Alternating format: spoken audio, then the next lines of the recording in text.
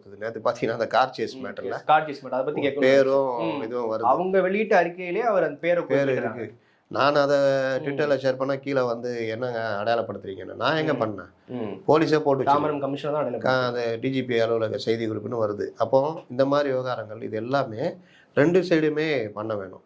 ஒன்று all station inspectors அவங்க தானே பொறுப்பு வருவாங்க சட்டங்களுக்கு நேரடியாக, எஸ்ஐஸ் மற்றவங்களுக்கான ட்ரைனிங்கு.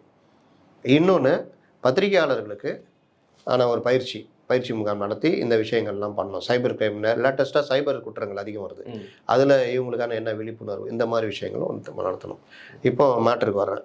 இந்த மாதிரி வரும்பொழுது இந்த எஃப்ஐஆரை வந்து டவுன்லோட் பண்ணுறதுன்றது சாதாரணமாக நடக்கும். சில எஃப்ஐஆர் லாக் பண்ணி வச்சுருப்பாங்க, மற்ற எஃப்ஐஆர்லாம் அவங்க ஃபோன் நம்பர் போட்டு தான் டவுன்லோட் பண்ணுவாங்க. அந்த மாதிரி அந்த மாணவி இது வந்தோடனே ஓப்பனில் இருக்க டவுன்லோட் பண்ணியிருக்காங்க.